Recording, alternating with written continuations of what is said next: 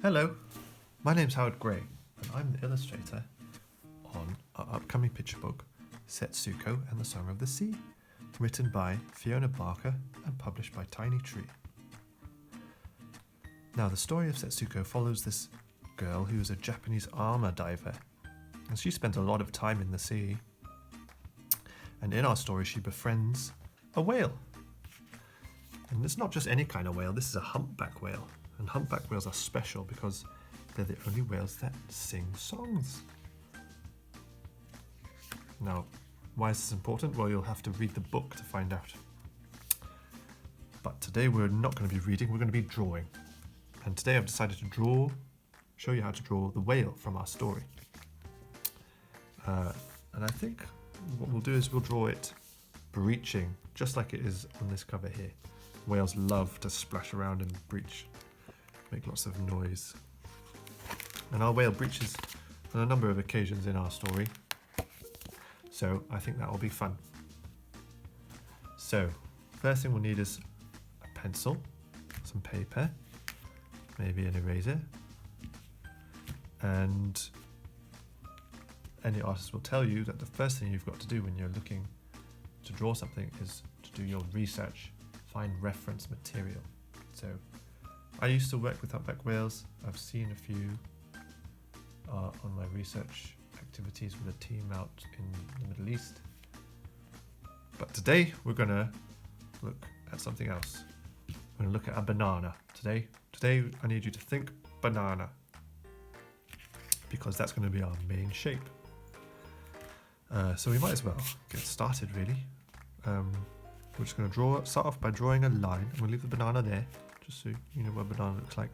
And we're going to just draw a line, just sort of to the right of center.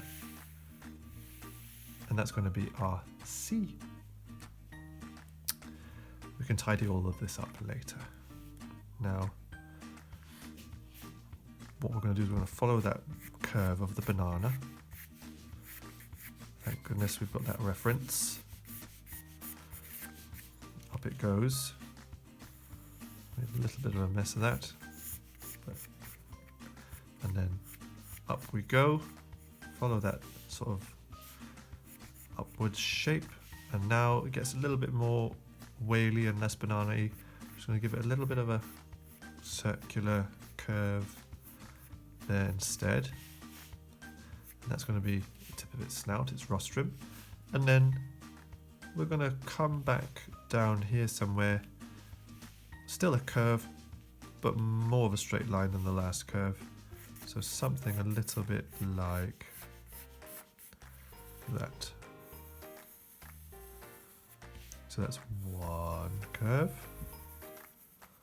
one little circle, semicircle, and then back down on another curve.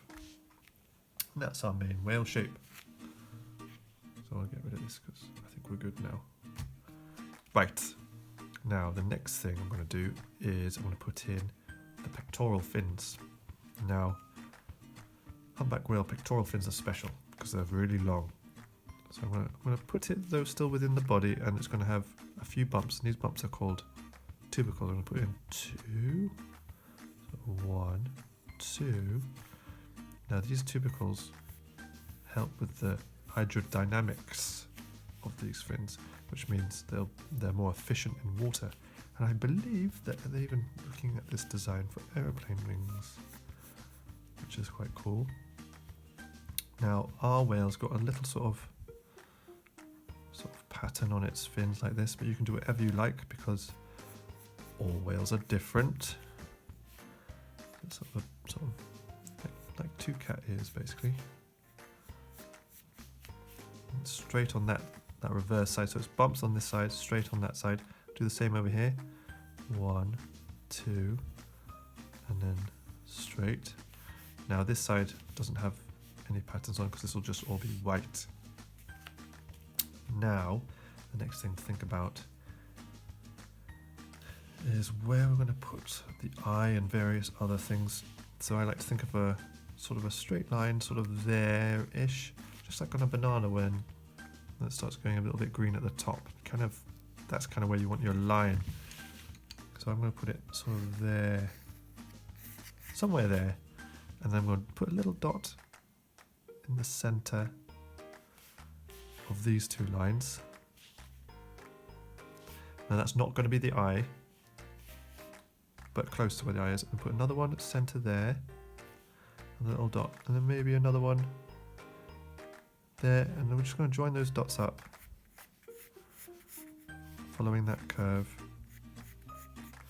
like so. And that's going to be the divide between our throat pleats, which is those lines that you see on the bellies of the whale, and then the rest of the whale's body. And this is where it gets a little bit trickier. So just where there's this bottom of this chin, we're going to put a little dot, and we're going to do a curve in the reverse direction to this one. And we don't want it to hit the top of the rostrum here, so we're going to leave plenty of room for its mouth. So maybe put a dot there. Why not put a dot there? Then you know where you're going. And then curve like so. Semicircle. Next, I like to put the eye in.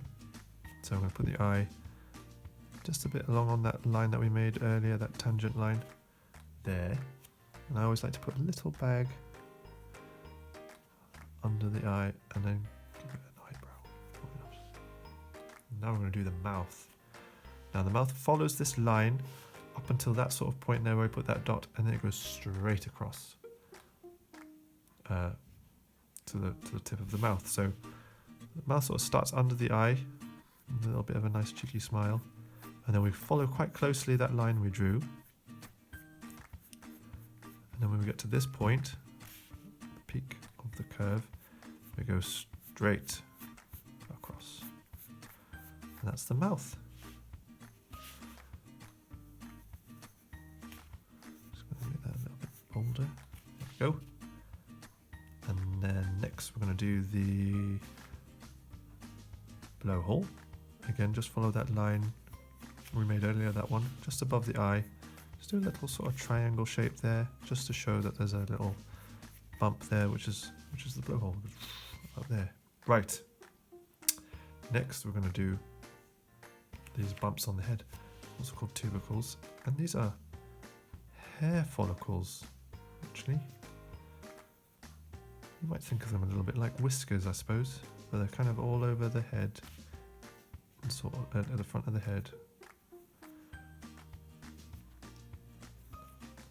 And I believe they provide the whale with a sort of sensory function. So a lot like whiskers in that regard, I guess. And then, so our whale from Setsuko has these sort of algal growths coming off his chin, so he looks a bit like an old, gnarly whale. Like that. And because he's flipping his head back like that, I'm just going to pop in a few sprinkles of water, just to show that movement. And do the same on the pectoral fins. Right. Now I'm going to put in the dorsal fin, for which the humpback whale is named. It's a humped dorsal fin. So it's kind of like a hump and then a wave. So if you go make a little hump like that first,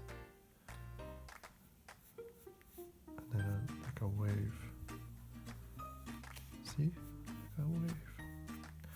Now, all humpback whales are different, so it really doesn't matter what you do here. And it's one way you can tell humpback whales apart is by looking at their dorsal fins, the shape of them. So next we're going in, well, let's put some barnacles in first. So little circles with little black dots in, little clusters of those. Put some on the pectoral fins, put one there, one there, one there. If you work in clusters, it looks kind of good. A few big ones, a few little ones. Next, I'm going to put in the throat pleats. And you just sort of follow the curves that you've made, like that, and then into here. Do a few.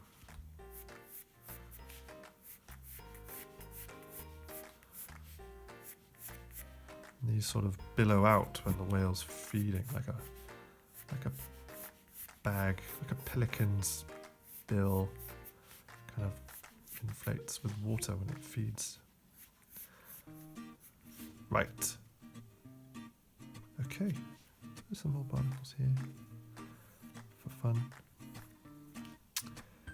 Next, we're going to go crazy with a splash. So just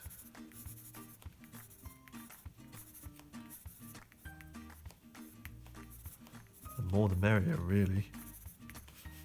There's lots of little squiggles like this, sort of coming out.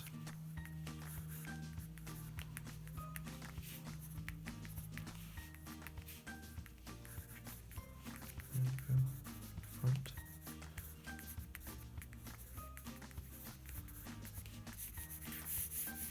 Some waves. Okay. Now I'm going to go in and neaten it up a little bit and colour it in, and I'm going to see if I can speed that up so you don't have to watch that part. So here we go.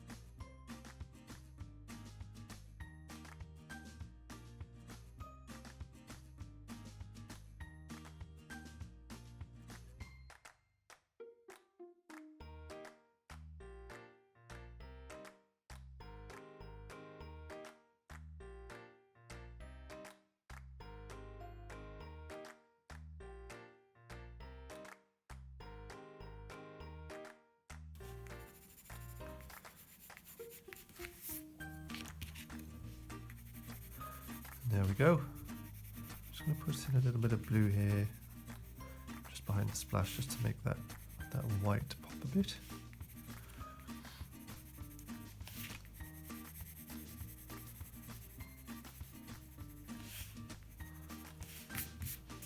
you go. I think that's looking okay, like a wing. And then don't forget to sign it at the end, of course. There you have it, a humpback whale. Thanks for joining me.